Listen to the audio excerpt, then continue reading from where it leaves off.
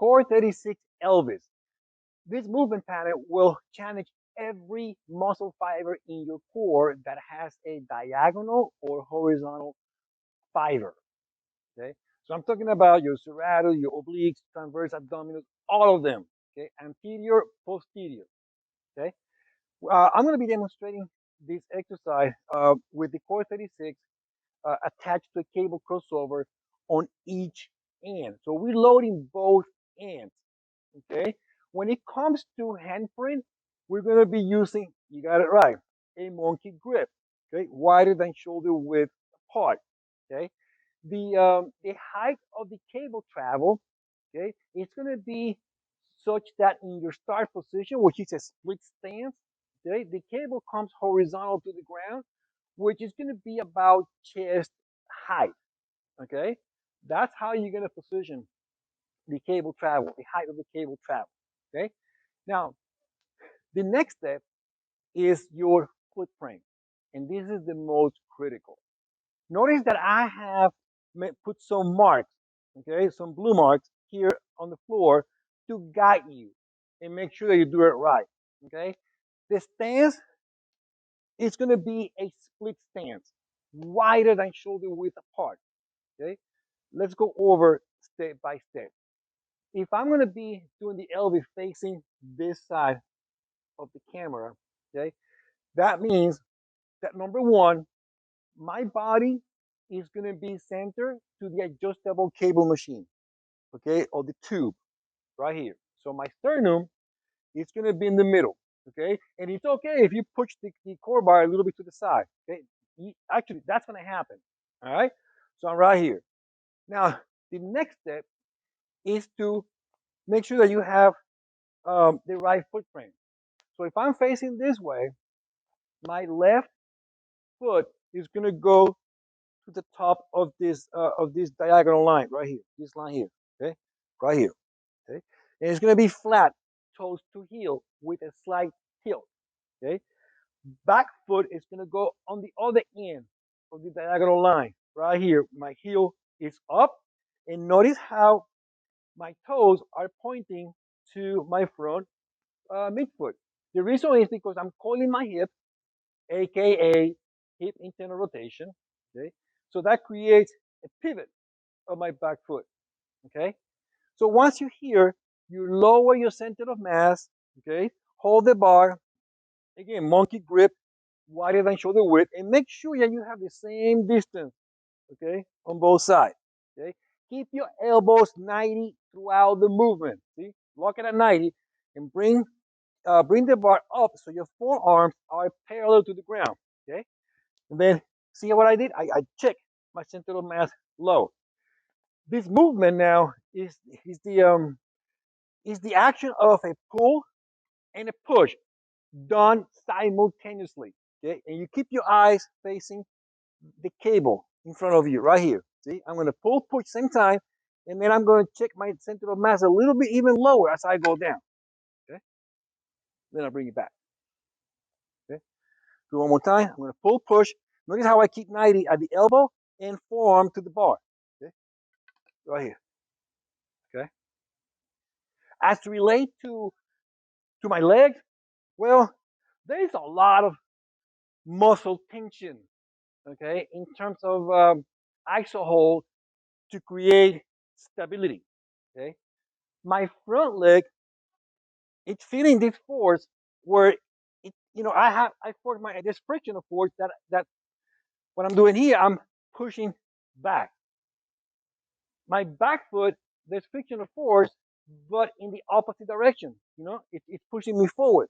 Okay, the backward in 10, forward in 10, those two forces cancel. Okay, same with my upper extremity. My right hand, right arm is pushing, left is pulling. Those two forces cancel. So all these forces need to go somewhere. Everything comes to your core. Everything. That's why you feel tension so all around it, and sometimes even hard to breathe. So let me demonstrate a couple of reps so you can see the whole thing. Okay. So see, I check my center of mass low, monkey grip, pull, push, And you see how I check down even more. Okay? And I like to keep tension all the time. This is pretty much a 90-degree turn. So you start with the body, it's almost parallel to the cable machine, and you turn 90. See that? The bar is now perpendicular to the waist stack. Okay? You don't need to keep going. Because once you go this point, okay, this 90 degrees from 0 to 90, that's where you get the most tension. Past that, the tension starts reducing. See the angle between the cable and the bar is less than 90? That's why. A note that I want to add is what you're going to feel is on the push phase, you feel the anterior core muscles being activated. And then on the pull phase, you feel the posterior core muscles activated. Okay, when you go in one direction. Okay, so we don't do this movement just in one facing one waist stack. Okay, that's just half. That's just half the battle right there. Okay, now we need to do the other side. Okay, the most efficient way to do the other side is by turning around. Okay, by just turning around. See, so I go now. My footprint is going to change from this line to the other line. Watch. See, now back foot is going to move here. Left's going to go to the end of the line. And notice that now, what used to be my right foot used to be the back foot, now is the leading foot. Okay, and left becomes now the rear foot. Okay, but the footprint still the same. Okay, front it's flat, toes to heel. Back heel is up, toes pointing to the front foot. Okay, and the rest is the same. See, monkey grip, low center of mass, pull, push, and low center of mass as you rotate. Okay, I like to keep my hands the push side open so you understand that to be efficient, you want to make sure the bar is at the bottom of your palm. And the pull phase, notice that I only keep my fingertip right here, just to let you know that that's where most of the pull phase is required from the fingers. Okay, you don't have to close it, but it's optional. Okay, like so. Notice how I lower myself. You can tell by my back knee, left knee, that it lowers a little bit. And notice how my front knee stays pretty straight. Okay, I don't like to lock it, just slide bend. Okay, so a common mistake that I see a lot is number one, the footprint. Is the tendency to perform a split stance like standing on a tightrope, like right here. It's guaranteed that when that happens, because you have an unstable footprint, you're going to wobble and you will not be able to control, you know, that rotational component, you know, of the Elvis right here. Okay? You're going to feel so unstable, okay? That's why we like to go in the diagonal footprint. Another common mistake is about not keeping that push pull symmetrical, even, okay, where the elbows changes are supposed to be 90. You either have one elbow extended, the other one bent. It's just a mess. Let me show you. So, for example, let's say a lot of pull, very little push, like this. See, they're treating the movement like a row. See, like that. Okay, you see how uneven. Another mistake is to keep your elbow too far back, creating shoulder hyperextension. Okay, so the push looks good, but they start with the elbow way back, creating excessive shoulder hyperextension. To correct that, all you got to do is move your elbow forward so your shoulder blade stays flat. Okay, stay flat, all neutral here. Okay, so see, look. I'm gonna come here. When your elbows are 90, forearms 90, shoulders are neutral.